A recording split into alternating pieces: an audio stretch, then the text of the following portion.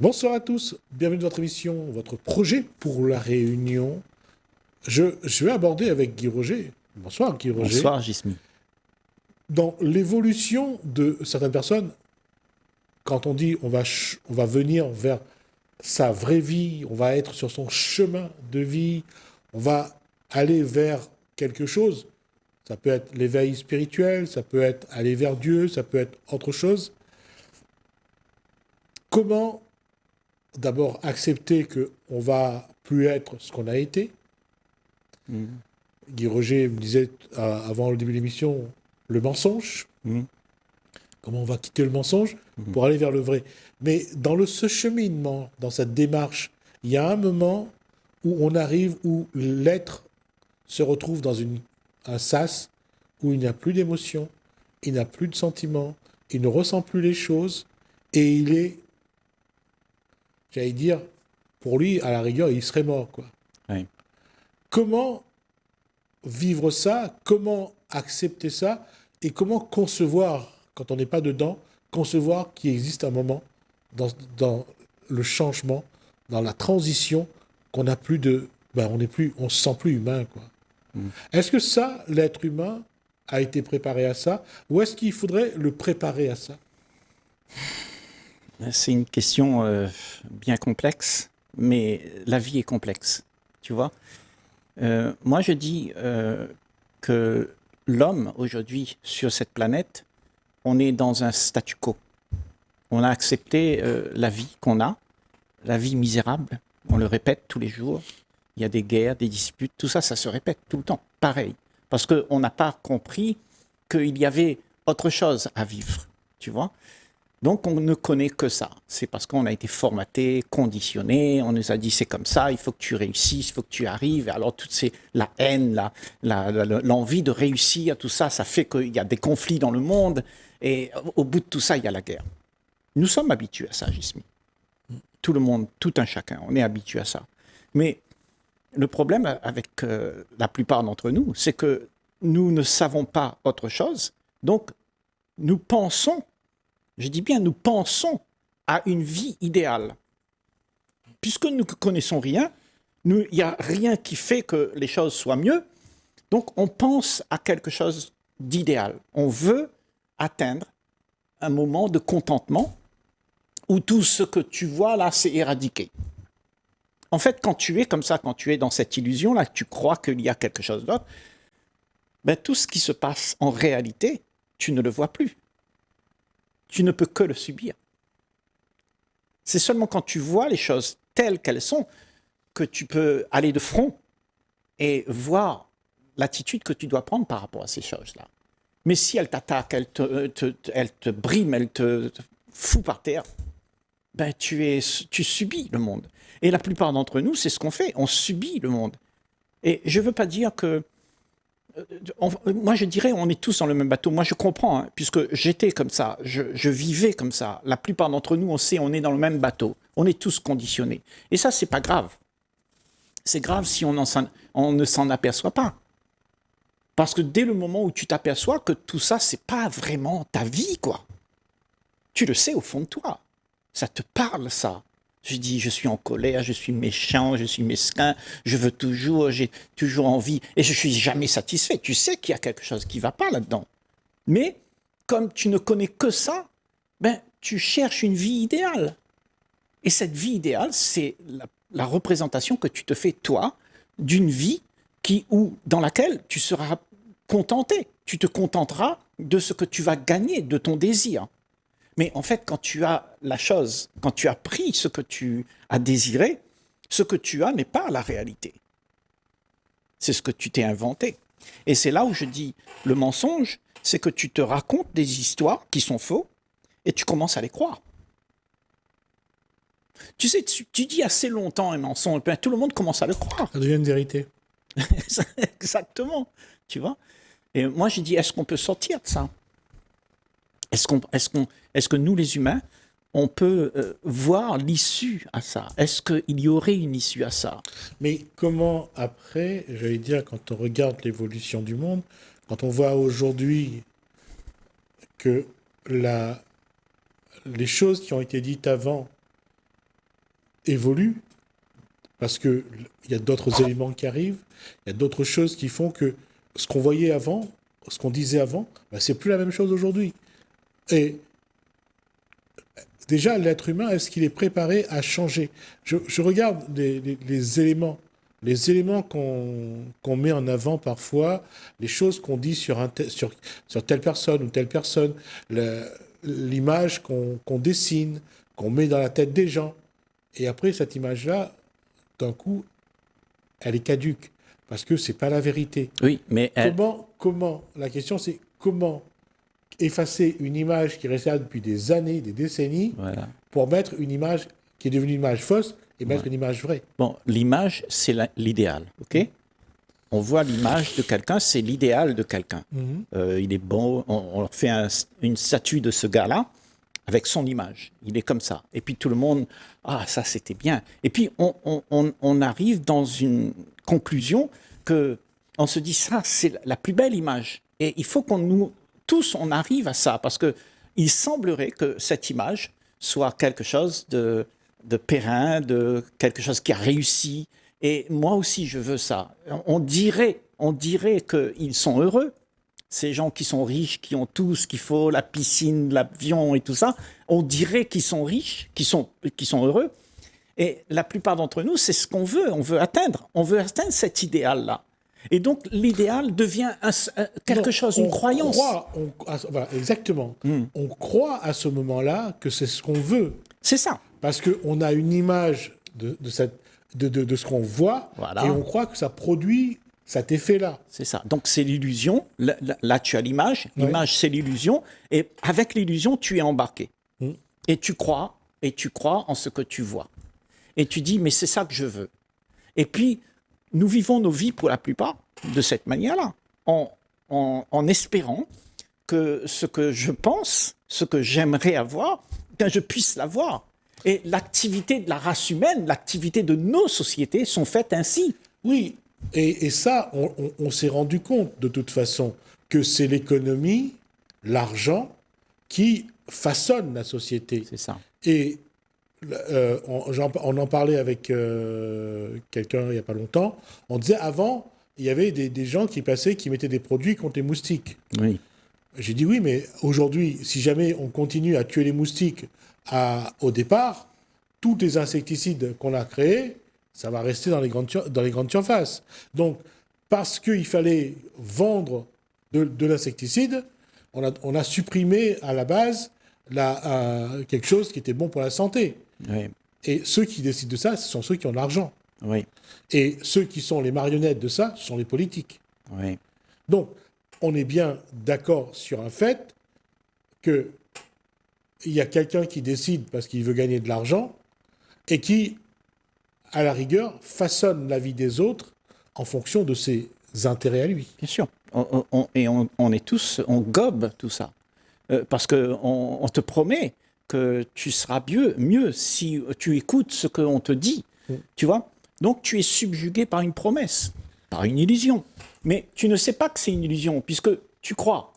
Si tu crois en ça, ben, tu vas adhérer à ça. Et c'est pour ça que moi je dis, est-ce que c'est possible pour l'être humain de réaliser que tout ce qu'il y a à l'extérieur de sa peau est une illusion, un mensonge, quelque chose qu'on se raconte à soi-même, une histoire qu'on se raconte à soi-même. Alors, on ne va pas aller jusqu'à ce que disait Nietzsche sur l'abolition de toutes les croyances et de ce que lui appelait le nihilisme.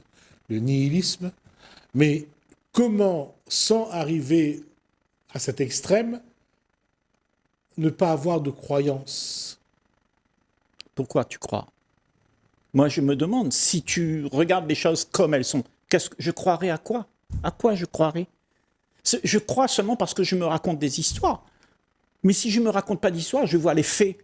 Quelle croyance j'ai besoin? Je vois les choses comme elles sont, c'est tout.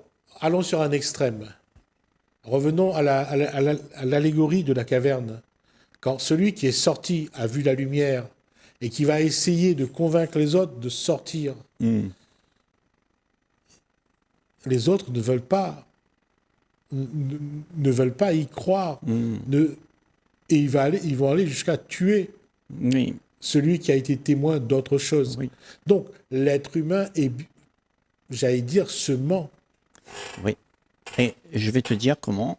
Parce que même quand toi, tu as vu la lumière, tu es sorti de la caverne, tu as vu la lumière, le temps que tu as vu la lumière, tu as fait un flash. Et tu as vu une image de ça. Tu reviens avec l'image. Et c'est l'image que tu refourgues. Ce n'est pas la réalité. C'est ça le D'accord. problème. Tu vois, et nous croyons que ce que nous savons, que ce que nous avons appris, D'accord. la vie que nous avons, c'est une réalité. Oui. C'est justement toutes ces images qu'on a, toutes ces choses qu'on a acquis et qu'on veut refourguer à quelqu'un. Et le monde, pourquoi le monde continue comme ça? C'est parce qu'il n'y a que des histoires qui se racontent depuis la nuit des temps. Oui, mais dans ce cas, qu'est-ce qu'il faut transmettre? Qu'est-ce qu'il faut raconter? Qu'est-ce qu'il faut partager? Et qu'est-ce qui est vrai, d'ailleurs? Alors moi, je pense que quand tu as vu la lumière, tu restes avec la lumière, tu es la lumière, et c'est ça qui va être le partage.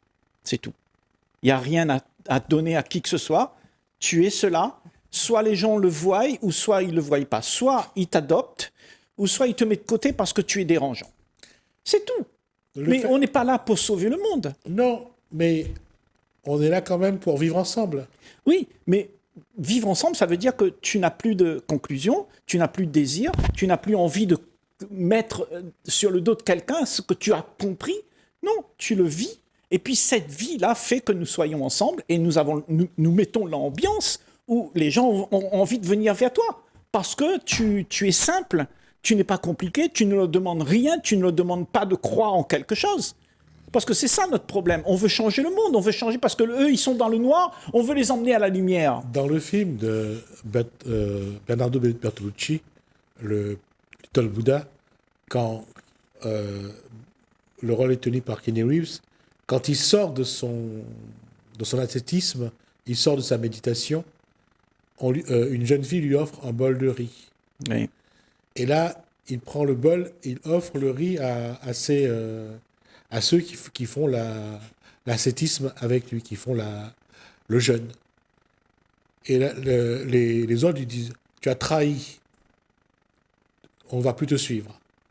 Alors que lui, il dit « Changer, vivre, c'est changer ». C'est ça.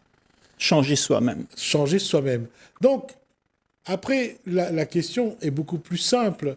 Je veux dire, quand lui, il arrête la méditation, il a atteint l'illumination, il arrête son jeûne, il va aller vers quelque chose de différent.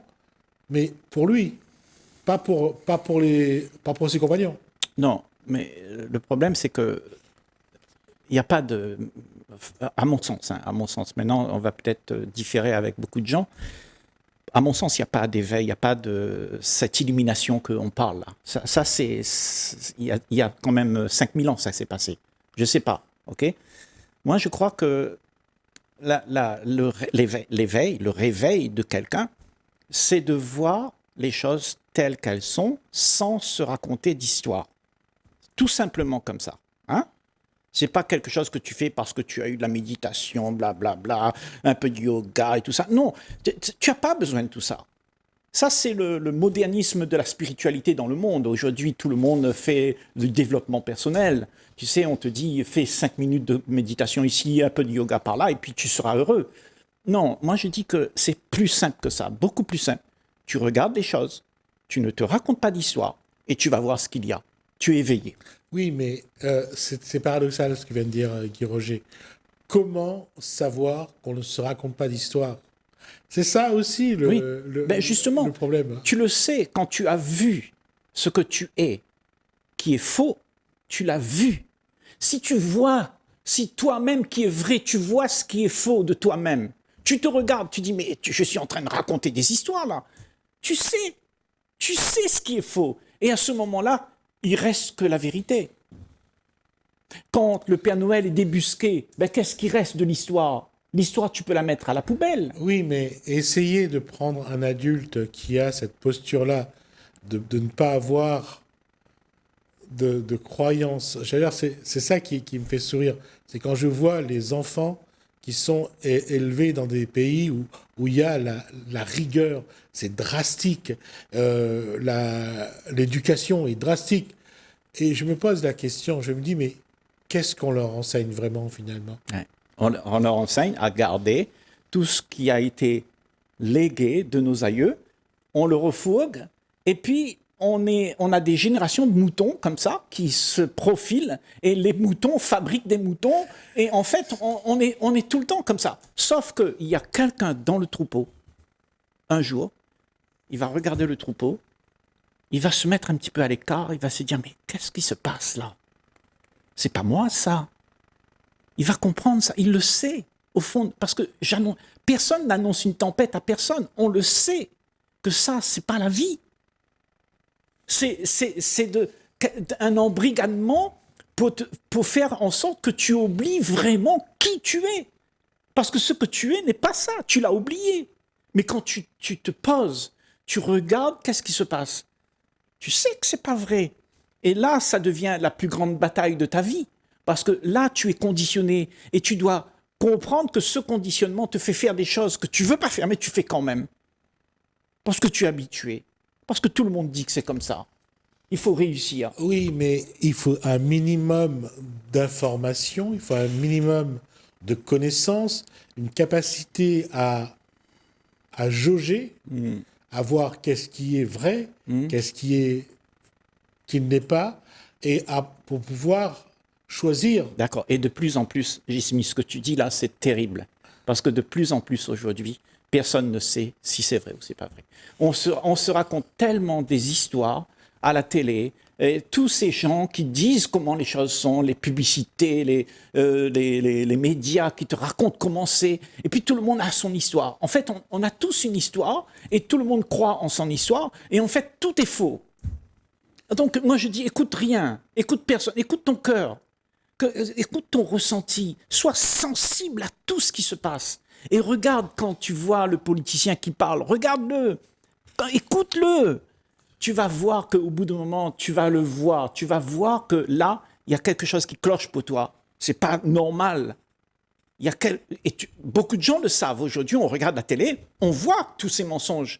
Mais eux, ils croient vraiment à leurs mensonges.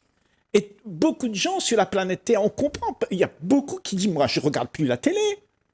Parce que tout est un gros mensonge. On te raconte des histoires. Oh, pas seulement au niveau de la télé, mais bien avant, tout ce qu'on raconte, tout ce qui a été écrit, tout ce qui a été dit. C'est ça. Les gens ont vraiment, j'allais dire, enjolivé, romancé. Oui. On a tout concocté. Ouais. Et quand on a concocté tout le passé, eh ben, on l'envoie dans l'espoir. Et on dit demain, ce sera encore mieux. Tu vois? Donc, on veut arranger. Et tout ce que tu arranges, c'est à partir de quoi? À partir de ce qui a été donné. Et ce qui a été donné, eh ben, c'est quelque chose qui vient de l'origine, mais ce qui a été donné est toujours concocté, et puis on raconte l'histoire pour l'espoir que j'ai de la vie que j'aimerais, parce que tu as un désir. Et je reviens à la question de départ, c'est quand on arrive à échapper à ça, oui. Il y a cette phase dans laquelle on se retrouve, où il n'y a plus d'émotion, il n'y a plus de sentiments, on a l'impression d'être une coquille vide, de regarder les choses sans aucun intérêt. Oui, parce que tu n'es plus toi-même ce système, en fait. C'est le système. On est tous un système. Et le système, c'est quand le système autour de nous, c'est nous-mêmes aussi. Ouais. Donc, tu as arrêté de croire que ce système, c'est toi, tout simplement. Et c'est ça, l'éveil. Tu vois la réalité. Tu vois que tout ça, c'est un gros mensonge que tu te racontes à toi-même et tu cesses de faire ça. Et c'est là où tu dis, ben, plus d'émotion, plus rien, plus d'envie, plus de désir. Et à ce moment-là, ben, qu'est-ce que tout ce monde qui est encore dedans, qu'est-ce qu'ils font de toi? Comment ils te regardent? Tu deviens dangereux. Jismi, tu deviens dangereux parce que tu n'es plus à leur goût. Tu ne représentes plus ce que eux ils croient. Et eux, la croyance qu'ils ont, c'est de toujours garder ce qu'ils ont appris, la conclusion de ce qu'ils savent. Ils veulent le garder statu quo tout le temps, tout le temps, tout le temps. C'est là comme ça, tu vois. Et rien ne change, en fait. Parce que les gens sont bornés à vouloir vivre une vie de rêve. Et cette vie de rêve n'existe pas. Elle fait souffrir. Elle fait souffrir. Parce que si je veux que mon enfant réussisse, c'est mon rêve. Qu'est-ce que je vais faire avec lui? Ben, je vais lui donner les moyens pour qu'il réussisse. Et quand il a réussi, est-ce qu'il sera heureux? Il a tout l'argent du monde, mais il est malheureux comme tout. Parce qu'il faut qu'il se batte tout le temps, tout le temps, tout le temps pour gagner encore plus. Est-ce que c'est ça, vivre? Est-ce qu'on aime nos enfants? En tout cas, on croit, on y croit. C'est vrai, on croit que en les poussant comme ça, on leur donne tout notre amour. Donc c'est ça. Mais c'est un amour qui enferme, ça. C'est un amour qui étouffe. En fait, on se trompe. C'est même pas de l'amour. C'est de la peur. C'est ça. On a peur que l'enfant se retrouve dans une situation sociale et financière difficile. C'est ça. On veut essayer de le protéger. On veut le sauver. Ouais. En fait, on croit qu'on veut le sauver. oui, mais en fait, on essaye. Tu vois, on contrôle la situation. On va lui donner un peu plus d'argent. Et cet enfant qui vit le phénomène, ok, ben, il ne va pas savoir qui il est. Parce qu'à ce moment-là, quand il a souffert, ben, on lui empêche de souffrir. Hein? Et il ne connaît pas qui il est. Donc tout le système fait en sorte que ça se répète. Et tout le monde reste les yeux fermés sur ce qu'il y a. On veut voir seulement ce qu'on aimerait. Tu vois, ce bonheur qu'on nous a promis là, eh bien, tout le monde court derrière ça, court derrière, coûte que coûte, on veut l'avoir, par n'importe quel moyen, parce que tu as peur de la réalité de ce qu'il y a. Et la réalité, c'est bien plus grand que ce que tu penses, parce que cette réalité-là, là-dedans, il y a l'amour, il y a la joie, il y a la paix. Merci, Guy Roger. Voilà, j'avais posé une question au début, et on a d'autres questions arrivées à la fin, comme d'habitude. Merci à vous de nous avoir suivis. Merci François, merci Hélène, je vous dis à bientôt.